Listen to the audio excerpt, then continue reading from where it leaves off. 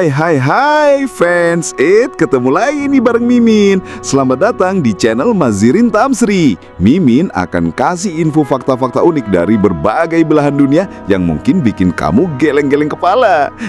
Sebelum ke fakta uniknya, jangan lupa untuk subscribe channel ini agar makin berkembang ya fans. Like dan juga komen, biar kamu makin deket sama Mimin. Oke fans, kita ke fakta uniknya ya. Biasanya hidup bergelimang wanita, bejat, dan penuh intrik wanita. Inilah Hongzhi, satu-satunya kaisar Cina yang justru punya satu permaisuri saja. Masa lalu kelam ini jadi alasannya. Hampir tidak mungkin ada penguasa tertinggi sebuah kekaisaran akan memilih untuk menjadi monogami. Monogami adalah sebuah hubungan atau sistem perkawinan di mana seseorang hanya memiliki satu pasangan pada satu waktu. Hubungan ini bersifat eksklusif, baik secara emosional maupun seksual, dan membentuk kemitraan intim antara dua individu saja. Monogami sangat kontras dengan bentuk hubungan non-monogami, seperti poligami yang melibatkan lebih dari satu pasangan. Patut diacungin jempol nih ya fans. Jarang-jarang loh ada kaisar cuma punya satu pasangan. Mimin jadi penasaran. Yuk lanjut fans. Namanya Kaisar Hongzhi. Ia berpegang teguh pada seorang wanita langgan adalah taruhan teramannya. Sepanjang sejarah, Kaisar Tiongkok dikenal luas memiliki banyak istri untuk menjamin pewaris, dan ratusan pasangan seksual lainnya atas perintah Kaisar ada di dalam istana. Bilang aja demen gitu aja kok repot sih. Gimana menurutmu fans? Tulis di kolom komentar ya. Tetapi Kaisar Hongzhi yang memerintah antara tahun 1487 sampai 1505 selama dinasti Ming Tiongkok tampaknya secara sukarela hanya memilih hubungan eksklusif.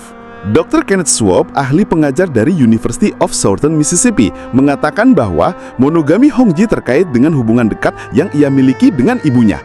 Tapi hubungan anak adalah faktor, sebenarnya ada jauh lebih daripada itu.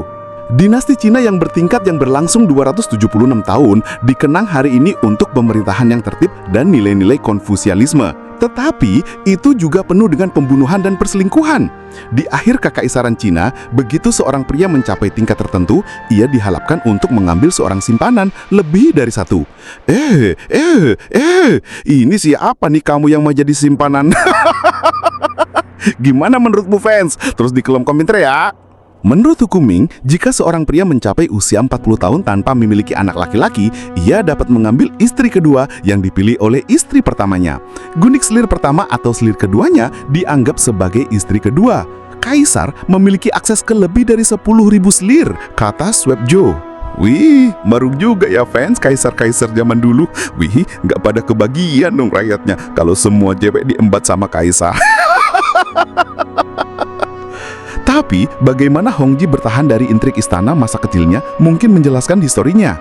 Ayahnya, Kaisar Chen Hua, memerintah antara tahun 1464 sampai 1487. Setelah kematian permaisuri favorit Chen Hua, Gundik Lady Wan, merencanakan jalannya menuju dominasi. Dipicu oleh kecemburuan akut dan rasa lapar kekuasaan, Gundik Lady Wan membunuh sebanyak mungkin bayi kaisar yang ia temukan melalui racun dan aborsi yang diinduksi, seringkali membunuh ibunya juga. Wih, kacau banget ya fans. Kaisar Shen Hua begitu bejat sehingga sepertinya ia tidak bisa melacak anak-anaknya sendiri. Namun ada satu bayi yang dia dan Lady Wan lewatkan, dan itu adalah Hongzhi. Ibunya Hongzhi, permaisuri lain oleh gundik lain yang bernama Gundik Ji, telah menitipkan bayinya kepada seorang kasim. Dengan bantuan permaisuri Wan di samping Tiongkok lain, ia berhasil menyelamatkan Hongzhi selama 5 tahun hingga pada akhirnya Chen Hua menunjuk Hongzhi sebagai ahli warisnya. Bahkan Gundik Lady Wan yang kejam gagal membunuhnya. Meskipun demikian, ia berhasil membunuh ibunya Hongzhi sebagai hadiah hiburan. Jadi dalam kata lain, saat Hongzhi tumbuh dewasa, pengalaman poligaminya adalah pembunuhan sangat berbahaya untuk semua yang terlibat, kata Snenwif. Dia ingin bayinya hidup dan istrinya hidup, dan dia tidak ingin khawatir apakah mereka akan saling membunuh.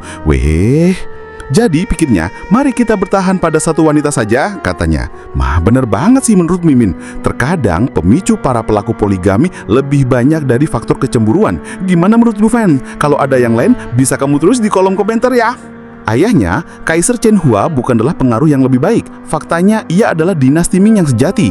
Ia mempelajari manual seks dan terobsesi dengan pornografi, bergaul dengan sihir tawis, dan disesatkan oleh teman yang suka mengerogoti uangnya. Akibatnya, urusan pemerintahan berakhir di tangan Lady Yuan yang secara mengejutkan benar-benar menyalahgunakan kekuasaannya sendiri.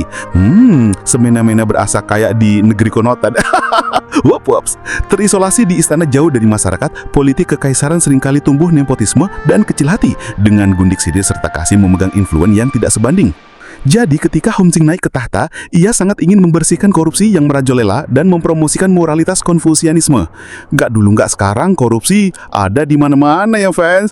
Memimpin kehidupan yang terhormat dan memberikan contoh yang baik, kata Sneinbeef, adalah bagian penting dari kampanye anti korupsi dan anti deganisnya. Itu mungkin juga telah menjadikan menurut Sport Joe sebagai yang paling tidak menarik dan ditemukan dari semua kaisar Ming. Jika tujuan gundik selir adalah untuk memberikan keturunan, maka Hongji tidak membutuhkannya. Ia dikaruniai 2 orang putra dan 3 orang putrinya, atau yang seperti dikatakan sebagai pewaris berupa anaknya dan cadangannya. Ia meninggal pada tahun 1505 di usia 35 tahun, sangat tidak tahu bagaimana putranya Kaisar Zhengdi hidup di gelemang wanita, mati tanpa anak, dan meninggalkan pemerintahan yang berantakan. Berbanding terbalik sama ayahnya ya fans. Nah tuh, kudu tiru yang bener. Jangan tiru yang kebenar. Padahal bapaknya kasih gaya hidup yang baik ya, anaknya malah menyimpang jauh dari didikan bapaknya. Sangat memeriskan ya fans. Oke fans, segitu dulu info fakta unik dari Mimin. Jika kamu tertarik dengan video ini, klik tombol like-nya ya fans. Jangan lupa komen dan juga share. Kudu subscribe juga ya fans, biar Mimin makin semangat kasih info-info menarik lainnya ya. Oke, sekian dulu ya fans. Bye-bye fans.